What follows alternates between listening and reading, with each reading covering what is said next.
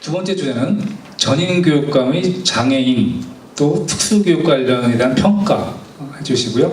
또 이거와 함께 후보자 장애인 후보자님들의 그 장애인과 특수교육의 핵심 권역에 대해서 설명해 주시기 바랍니다. 먼저 도성훈 후보님부터 답변해 주십시오.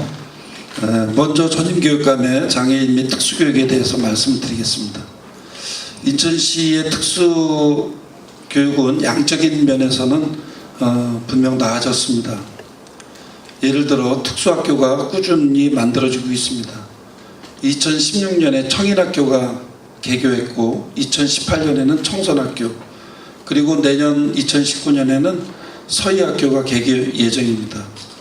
그리고 특수학급 역시 꾸준히 증설했습니다.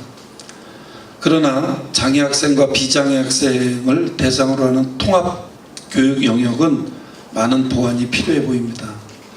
또 특수교육을 위한 행재정적 지원과 시스템도 보완이 필요합니다.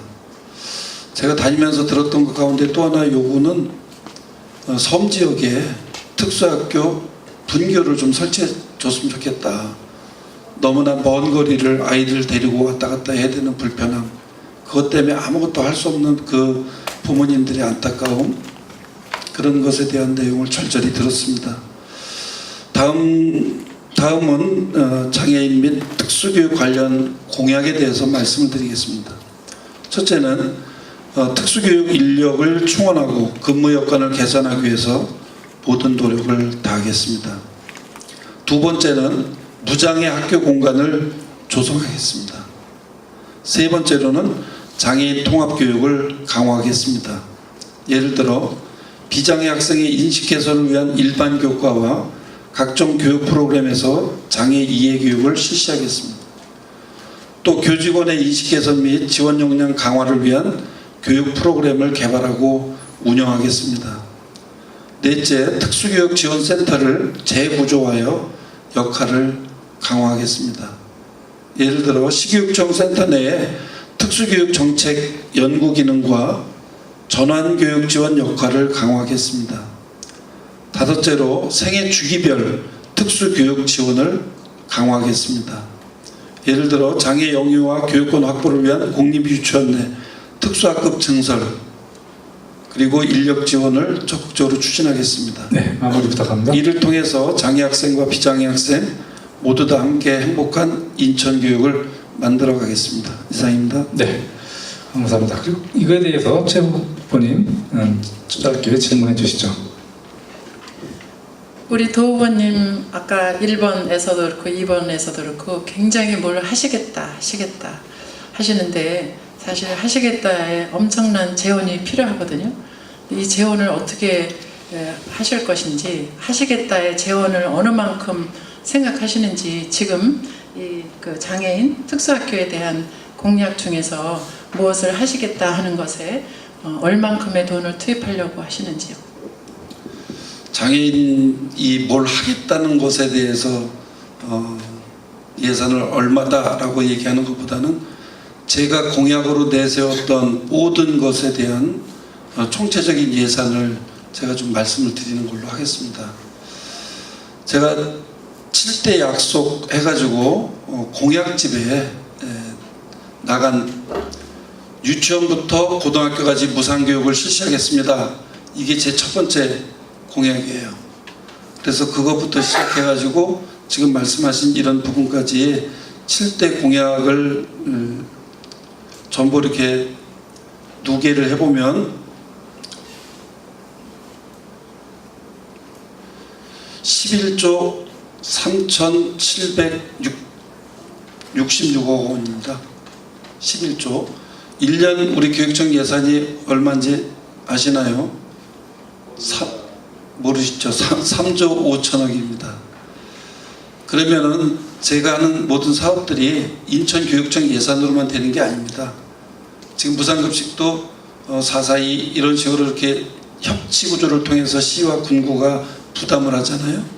그래서 이 11조를 만들어 나가는 데 있어서 교육청이 매년 3,400억, 교육청이 3,400억, 나머지 부분은 시와 군구 그 협력 구조를 통해서 함께 만들어 나갈 그런 계획을 세워놓고 네. 예산은 다 뽑아놨습니다. 마무리해 주세요. 네, 그냥 허황된 그런 내용이 아니라 구체적인 예산 계획을 세워가지고 추진을 하고 있다는 것을 말씀을 드리고 싶습니다. 네. 예, 질의에 대한 답변 시간이 좀 짧네요. 한 1분이죠. 조금만 더 추가 질문 할 수 있나요? 안 되나? 추가 질문이요. 그 아직 예정이 없던 것이라서 나중 또 기회가 나중에 또 있겠습니다. 그럼 두 번째 주제 최 후보님 답변해 주세요.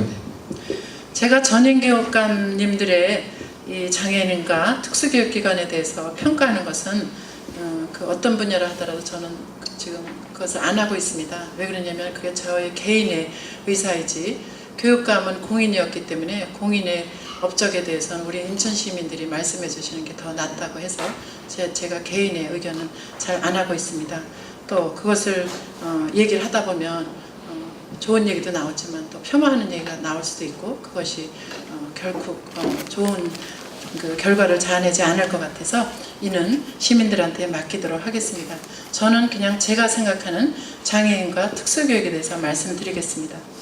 1990년 말기에 저희 친구의 동생이 남동생이 있었는데 걔가 결혼하고 결국은 애가 한 4살 때쯤 자폐아가 됐습니다. 그래서 그 집이 굉장히 잘 사는 그 집이었는데 그 아들 때문에 그 집이 뉴질랜드로 이사 갔어요. 제가 2004년에 결혼을 했는데 결혼하고 나서 신혼여행을 가다 보니까 그 결혼하고는 못 가고 방학 때 갔습니다. 가면서 보니까 그 동생이 거기 오클랜드에서 살더라고요. 그래서 가서 한번 찾아봤더니 그냥 근근하게 사는 거예요.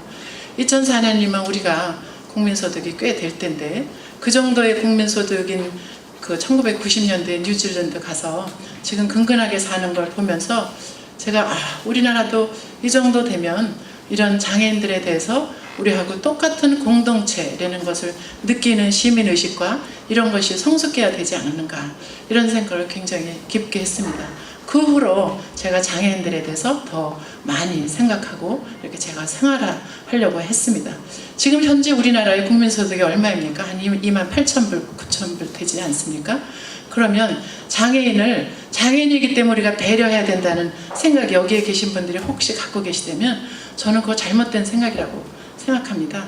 그냥 그들은 우리들의 공동체야. 단지 좀 불편하고 우리보다 느리고 뭔가 행동이 어눌하고 이런 것 뿐이지 그들이 특수하기 때문에 우리가 배려하는 대상이라고 생각하는 거는 잘못된 거라고 생각하거든요. 그래서 우리가 끊임없이 나부터도 그렇게 배려하는 차원으로 장애인을 생각했다면 그것이 아니다라는 더군다나 여기 계신 분들은 굉장히 인식이 강하고 하신 분들이기 때문에 그런 사회운동이 있어줘야 장애인들이 좀 더 나은 사회가 되지 않겠는가라는 것이 네. 저의 기본 생각입니다. 네. 그래서 저는 주세요. 이번에 저희 캠프에서도 각 그 시군구에 사무소가 있는데 거기에 장애인들 한 사람들을 포함하게 됐습니다. 휠체어 타신 분이 2이고 그 다음에 농아인 분이 4이고 이렇게 모으다 보니까 그래서 그분들이 하실 수 있죠. 처음에 성모사무소 본부장들한테 말씀드리니까 굉장히 반대하시더라고요. 근데 제가 그렇지 않다. 행동이 조금 느릴 뿐이고 우리하고 다를 뿐이지 다름을 인정해야지 그것이 차이라고 생각하고 차별을 하면 안 된다고 생각을 했습니다. 그래서 저는 기본적으로 장애인에 대해서 우리보다 그 신체적인 여건이 다른 분들이기 때문에 우리와 똑같은 사람이지만 그냥 그 태도가 좀 느린 사람, 말이 좀 느린 사람으로 생각하고 동료로 가야 되는데 그것이 사회적으로 아직 합의가 안 됐죠. 그 장애인들 무슨 시설이 들으면 주변에 있는 우리 동료들은 그것을 반대하지 않습니까? 마무리부터 갑니다. 그런 문제를 우리가 우리 같은 사람들이 더 앞장서서 가야 된다는 게 저의 기본이고 거기에 입각해서 저는 교육기관도 그렇게 갈 것이라고 감히 말씀드릴 수 있습니다. 네, 감사합니다. 세 번째 주제 토론 들어가겠습니다. 세 번째 주제는 질문이 빠졌구나. 진도를 빼려다 보니까 네, 죄송합니다. 네, 질문을 해주시죠. 우리 최순자 후보께서 굉장히 좋은 철학들을 많이 가지고 계셔서 많이 배우는 것 같습니다.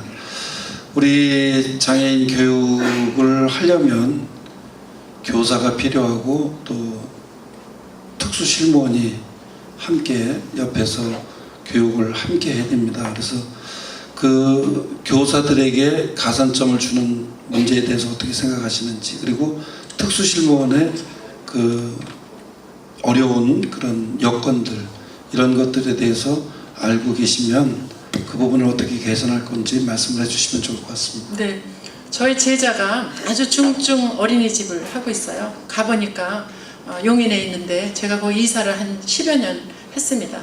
근데 거길 가보면 애들이 전혀 못 걷죠. 근데 교사가 1.17명이더라고요. 근데 그 중증 어린이들한테는 한 명 가지고도 모자르거든요. 그래서 운동회 하는데 갔더니 이런 그 실내 체육관에서 걔네들을 공 굴리기를 하는데 보니까 부모님이 양쪽에 이렇게 팔을 끄고 걔를 끌어서 공을 굴리더라고요. 그걸 보면서 제가 이런 소위 특수아동들에 대한 교사는 우선적으로 그들을 제대로 케어하기 위해, 그러니까 하면은 제대로 해주고 안 하면 뭐 좀 늦게라도 해야 되는 그런 제도로 가야 되지 않겠는가. 그래서 저는 교사는 지금 많이 육성되고 있는데 그런 학교에 대해서 지금 교육청이나 교육부의 가이드라인을 좀 더 그들을 제대로 케어하는 쪽으로 가야 된다는 게 저의 생각입니다. 네, 감사합니다. 세 번째 주제 설명 드리겠습니다.